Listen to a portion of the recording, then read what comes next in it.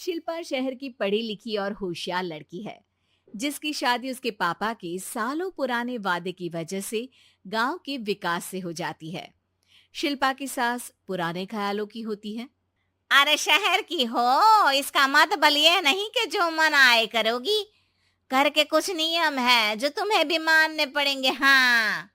Mummy, मुझे रीति रिवाज से कोई दिक्कत नहीं है, पर ऐसे नियम जिनका कोई मतलब ना बने, वो तो गलत है। हाय, देखो तो। अरे घर आए एक दिन पूरा नहीं हुआ और सास से जुबान लड़ाना भी शुरू। नहीं हो, बहू हो, अपनी हद में रहना सीख लो। हाँ। इतने में विकास भी वहां आ जाता है। माँ, मुझे लगता है शिल्पा को घर रहने की जगह दुकान चलना चाहिए। इसकी नई चीजों की समझ और सोच हमारे बिजनेस के लिए बहुत अच्छी रहेगी। बेटे की बात सुनकर माँ को बहुत गुस्सा आ जाता है।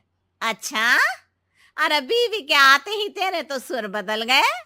अगर ये दुकान जाने लगी तो गांव में क्या इज्जत रह जाएगी हमारी है? लोग क्या कहेंगे? ये कहीं नहीं जाएंगी बस। हाँ। माँ के आगे और कुछ बोले बिना विकास वहां से चला जाता है और सास शिल्पा को घर के कामों में लगा देती है।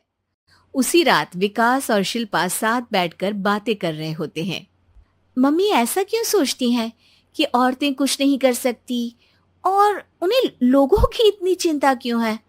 पापा की डेथ के बाद माँ ने दुकान संभालने की कोशिश की थी, पर लोगों ने उल्टी सीधी बातें सुनाकर उनका आत्मविश्वास इतना गिरा दिया कि वो कुछ कर ही नहीं पाई और सोचने लगी कि शायद औरतें ये सब कर ही नहीं सकती। इसलिए उनसे भी नहीं हुआ। लोगों की यही तो दिक्कत है, उन्हें अपने से ज्यादा दूसरे की जिंदगी में स्वाद आता है। वैसे लोग जिनसे डरते हैं ना, उन्हें ही तोड़ने की कोशिश करते हैं। आप फिक्र मत करो, मम्मी की सोच बदलने का तरीका है मेरे पास। और अगले ही दिन से शिल्पा अपनी सास की सोच बदलने और लोग क्या कहेंगे के डर को खत्म करने की जद्दोजहद में जुट जाती है। मम्मी, आपको पता है, गीता बबीता, अरे जिनके ऊपर दंगल फिल्म भी बनी है, मैं फिल्म बिल में नहीं देखती। हाँ। वो हरियाणा की लड़कियां हैं। दोनों रेसलर हैं। उन्होंने जब ये शुरू किया था ना, तो लोगों ने बहुत बातें बनाई, बुरा भला बोला, मजाक भी बनाया, लेकिन उन्होंने ना किसी की सुनी, ना अपने ऊपर से विश्वास खोया और ना ही हार मानी। और देखो आज किस मुकाम पर है। अरे तो ये सब मुझे क्यों सुना रही है? हाँ। नहीं नहीं, बस ऐसे ही, हमें अपने आसपास की खबरें तो रखनी चाहिए ना। ऐसा कहकर शिल्पा अपनी सास को सोच में डालकर वहां से चली जाती है। अब शिल्पा हर दिन दुनिया के अगेंस्ट अपनी हिम्मत से सक्सेसफुल बनने वाली लड़कियों की कहानी अपनी सास को सुनाने लगती है। इसी तरह कुछ समय बीत जाता है। और माँ, आजकल बहुत चुप चुप रहती हो, सब ठीक तो है ना? बस कुछ सोचती रहती हैं, इसीलिए ज्यादा बोल नहीं पाती। ऐसा क्यों हुआ माँ? कोई दिक्कत है क्या? अरे तेरी पत्नी ही दिक्कत है? मैंने क्या किया?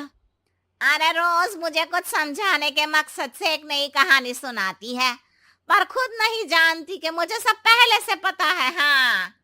तो फिर दिक्कत क्या है माँ? लोग क्या कहेंगे? अरे उनका तो काम ही है कुछ ना कुछ कहना।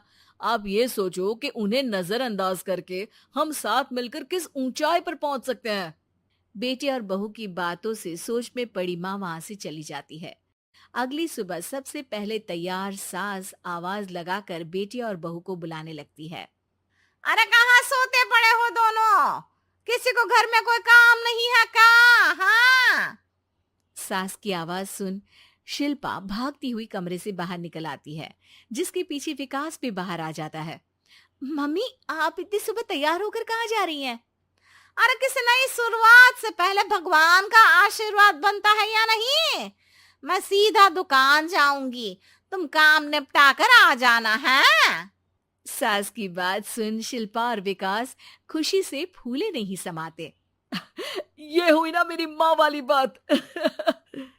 पूरा परिवार मिलकर दुकान पर काम करने लगता है, जिसमें विकास और उसकी माँ दुकान संभालते हैं, तो शिल्पा काम को ऑनलाइन डाल शहर और इंटरनेट का काम संभालने लगती है, जिसे देख गांव में लोगों के बीच गॉसिप शुरू होते देर नहीं लगती।